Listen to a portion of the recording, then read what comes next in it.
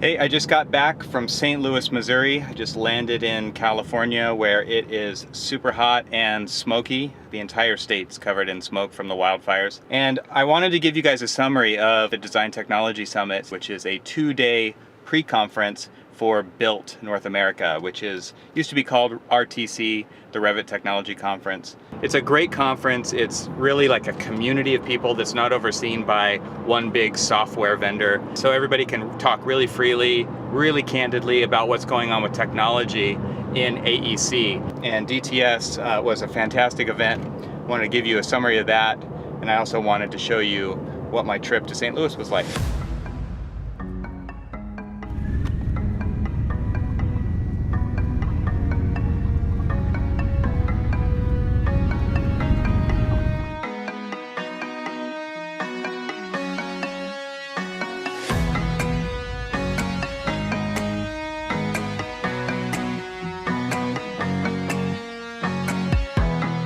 Check this place out.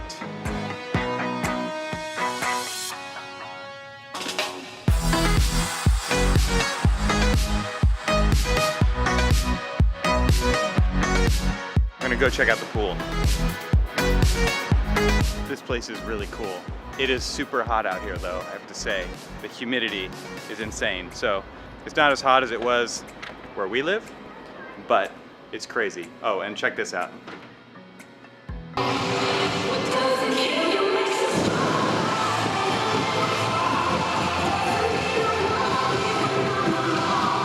Yeah, there's fire and light shows every hour on the hour.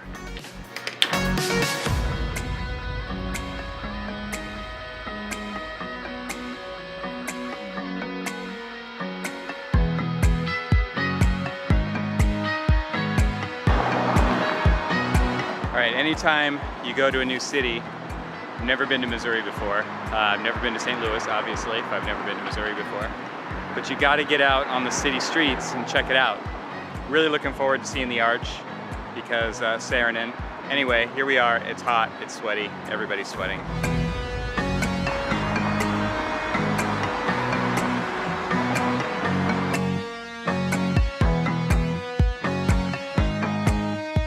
I just totally scored this free ice cream and it's delicious.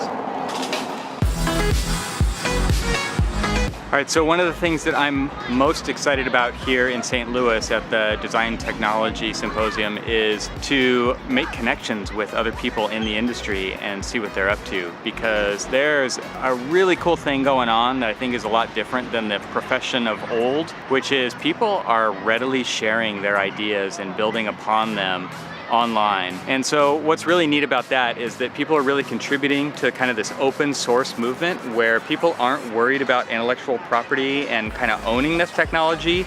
Rather, they're kind of sharing it and putting it out there. And what's really neat about that is that we get to build on the shoulders of the tech giants in the design technology space. And I think that that is incredibly exciting. The neatest thing to me about that is that we can also contribute to that and we can help make the profession better. That's pretty exciting to me. I can't wait to jump into that tomorrow and start making those connections with the different people, see what they're excited about, bring that back to HMC. And tomorrow, like I said, when the conference really starts, is going to be my first chance to do that. So for now, I'm here in St. Louis, and if you look up here, oh, check that out.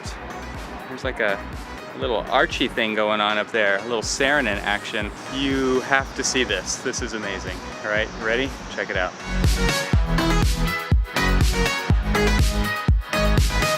Right? That's amazing. So beautiful. Catching the sunlight rays like that. Look at that. Look at that scene.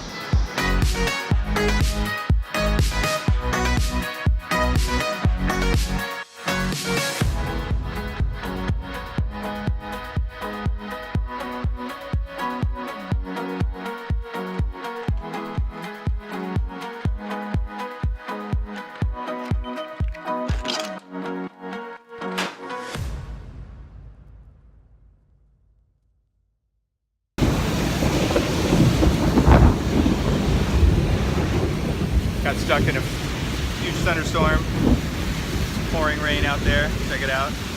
And I was riding my bird scooter here. Luckily I had my raincoat with me. It is pouring rain, crazy wet. Headed to the arch to go up the arch for the lift tour, the elevator tour. But I gotta wait this storm out before I go there. A few moments later. I made it. You can see this side is wet.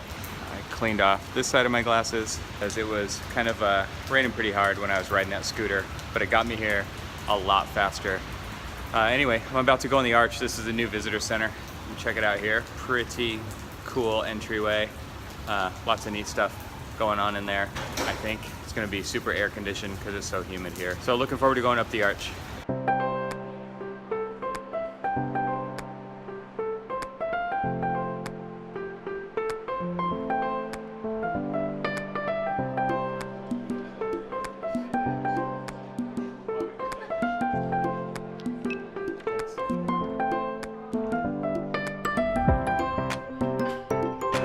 We'll be in car 8. Lucky number 8.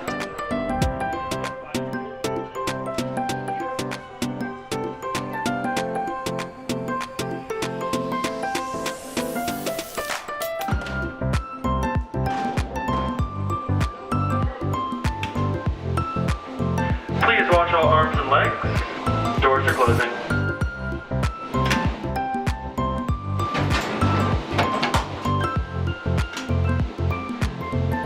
These things are tiny. This little capsule. All right, so it's a 4-minute ride to the top. And this is pretty cool because it's like we're being pulled up on this loose chain. It's kind of clunky and rattling all over the place. And this room is really tiny, although it seats 5 people. So check it out.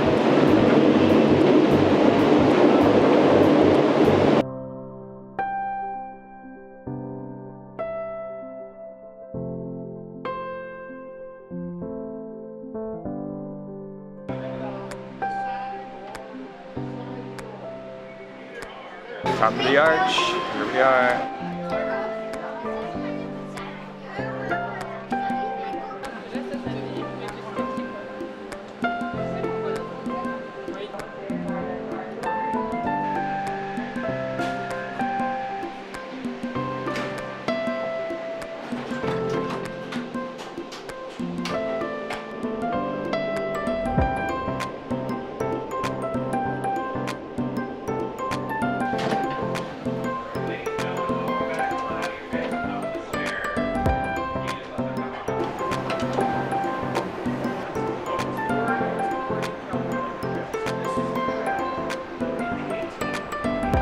Back out, got to hit back to the hotel because I got to get checked into the conference, but that was pretty amazing. Although I do have to say, a little bit anticlimactic at the top because of all the storming going on. We really couldn't even see out of the windows, so that kind of sucked. But overall, amazing. All the way up to the top. So at the base, the arch is 53 feet on each side of the triangle, and at the top it's 17 feet. And I think one of the neatest things about it is that you get to go all the way up, look out those windows. They're pretty tiny when you get up there and you can barely see out of the thing, but you kind of like lay out onto the side and look out the windows, and it was really neat to see little kids and stuff laying out there and really looking out as far as they could. And you know, if you could find a little clear spot in the window to look out of. Let's see, 630 feet tall, 43,000 tons is how much the arch weighs.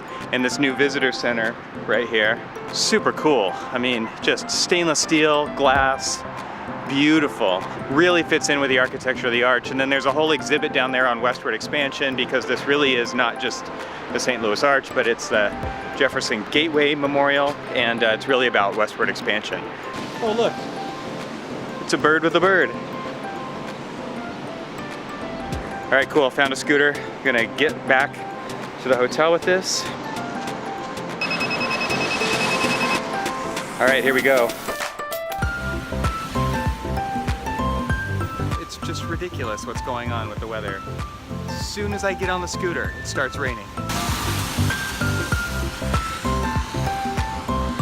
I left the scooter, I'll miss it. A very wet ride, but the rain, now that I'm done, has pretty much stopped. And I I gotta get back in the hotel, clean up, and go register for the Design Technology Conference.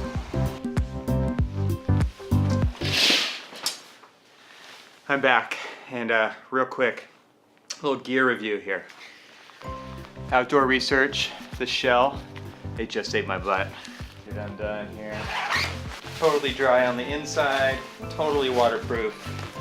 Little hood cinch. Oh my gosh, this thing is awesome. So this is Helium 2 jacket. Thumbs up. Dries super fast too, because when I got to the arch I was soaking wet, and within about 5 minutes all the water was gone. Second thing, this is my photo backpack. Has a built-in rain fly. Pull that off. Here's the backpack. It's a Photosport BP 300 AW2. And you can see it's kind of built in, and it just stuffs in a little pouch in the bottom there. I'll wait for that to dry before I put it away. But my backpack is dry, which had my camera in it. Another thumbs up. Both of these things just saved my butt in a major rainstorm downtown St. Louis.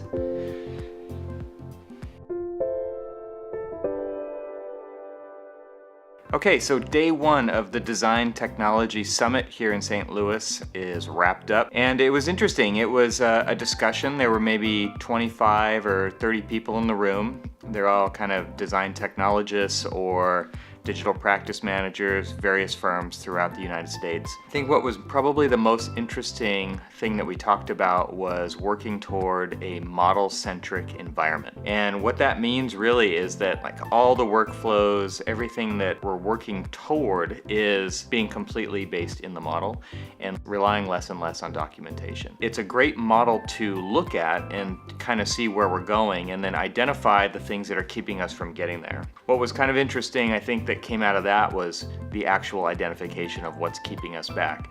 Obviously, agencies are one of those things, but if we start to take those things out of the equation, as we're starting to see with DSA, where they're taking Bluebeam review and where they actually are starting to run different programs to check for accessibility clearances, things like that, we can see that they're going to get there someday. So what else can we do to help get there? So is it a software thing? Can we ask the software companies to do certain things to help us get there? And one of the interesting things was the idea of having some way to have encryption keys assigned to models, so that because we work in a pretty low trust environment when it comes to us handing off models to contractors or maybe even our clients. They don't always trust the information we give them. We don't always trust the information they give back to us.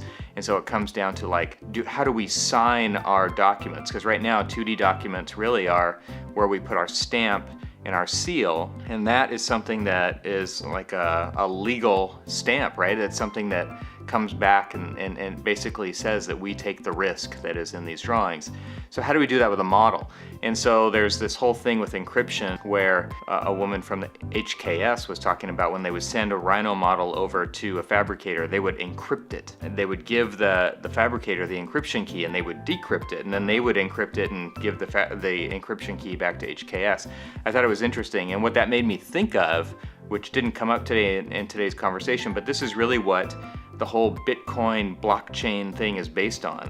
Blockchain is a ledger, and that digital ledger is something that you can always go back and look at and see exactly who released the thing at a certain time, and so it becomes this trusted document. So I could totally see blockchain weaving its way into what we're doing with our models and becoming kind of our digital signature and the way that we start to transmit and take ownership and basically digitally stamp our documents. So I think that was one of the things that was most interesting about today's conversation, was really about working toward a model-centric environment, and something that I've been talking about for many years, and I think it's something that we are getting closer to. And if you've been tracking it for about the last 5 years, you can see we've made some great strides in the profession toward that. So it's pretty exciting to hear what other firms are doing in that realm, to hear what their experiences have been. So I think it's going to be really interesting to hear what we're going to do tomorrow. So stay tuned for day 2 of the Design Technology Summit.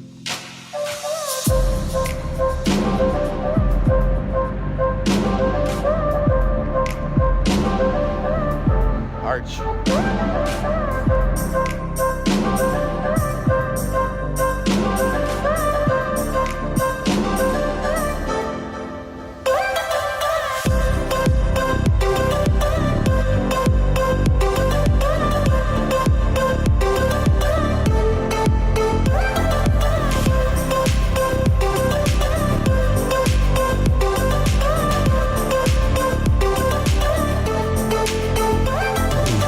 Alright guys, I'm going to give you kind of a quick rundown of what happened at day 2 of the DTS, the Design Technology Summit.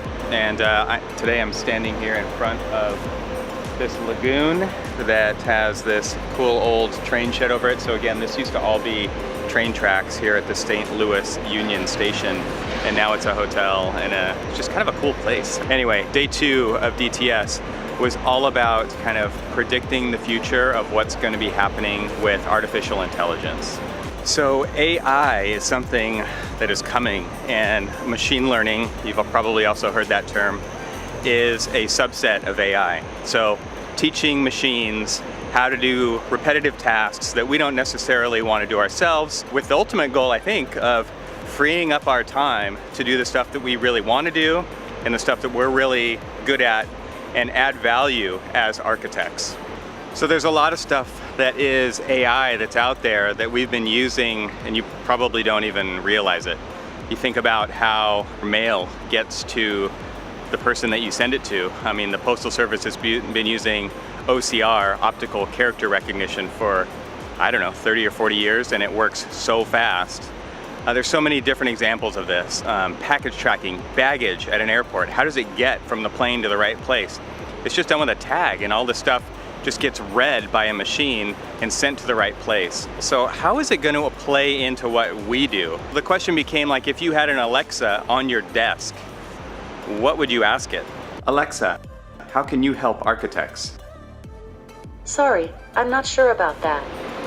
And I think we're already seeing this with certain tools. We've seen some people in our office presenting things like Project Fractal from Autodesk, where basically it's taking a set of constraints, things that you've told it are hard-coded stops, and then it gives you all of the iterations in between much faster than you could ever do it yourself, which gives you a bunch of junk, granted, but at the same time, it gives you so many different options that you then have a really good starting point. And I think that's really where we're going to see the first big adoption in the AEC profession, where the computer can iterate so much faster than we can. It gives us a great starting point to apply our creative process. So I think one of the important questions we have to ask is, what is it going to take for us to trust this? I think there's some inherent trust built in. I mean, you search Google, you kind of assume that you're going to get the facts when you search Google, or you're going to get what you're searching for. I think we tend to trust Amazon reviews. I think that there's a lot of things that we need to be thinking about, though, when it comes to trust, because really, if you put garbage into the system, you're going to get garbage out. So it's going to force us to be a lot more accurate and produce better models, so that we can get better information back out of those models when we want that information, so that it's useful the next time. So we can't take shortcuts, we can't be skipping steps. And I know that's hard when we get to the end of a project and the deadline's coming and we start throwing in more and more people at a project. But that, to me, really is what's going to make the difference for our practice when we want to use this technology to our advantage in the future. And so then the question is, what should we be collecting so that we can put it in there? That, I think, is the question for you. What information do you think we should be collecting on our projects that'll be useful for us to use in the future? Of course, this is a very open-ended question, and I think there's a lot of stuff that it's like, yeah, we already know some of the things that we should be collecting, but I think there's a lot of things that we don't know that we should be collecting and that we haven't been collecting. And so I want to see from you in the comments below this video, what do you think we should be collecting? And what ideas do you have for how AI can help you in your day-to-day job? Could it give you a constant code analysis of your building as you're designing? Could it automatically tell you when an RFI comes in that you need to respond to it? Or if that RFI comes in and it just talks about steel, it automatically gets sent to the structural engineer, and they have to respond to it. And you get a reminder that, you know, just like your phone probably does now, it's like, well, there's 15 minutes of traffic, so leave 15 minutes earlier today. How could that apply to the stuff that we do just sitting at our desk? There's things that we need to do to get something submitted in time so that we get it back by the deadline. We could throw a whole project scope at AI and have it develop the schedule for us. So these are just some of the ideas. I mean, you can go crazy with all the different ideas out there. So I want to know what you think. How could AI help you on a day-to-day basis. And then we want to start thinking about the information that we need to collect so that we can actually have it do that, because this stuff is here, and I think that we should put some urgency behind this, because it's going to be a differentiator. For firms that are not using this, they're going to be in trouble, because the speed at which this helps us practice is going to be a huge advantage. All right, so that is it for my time here in St. Louis at the Design Technology Summit 2018. Had a fantastic time, made lots of great connections with different firms who are doing similar things throughout the entire industry. The firms that we compete against, but also share information with, share best practices with. It was really cool to see the community of design technology professionals come together and really just talk candidly about what's going on, how they're doing things in our profession. That's it. I had a fabulous time in St. Louis. I hope that you enjoyed this video, and until next time, see ya.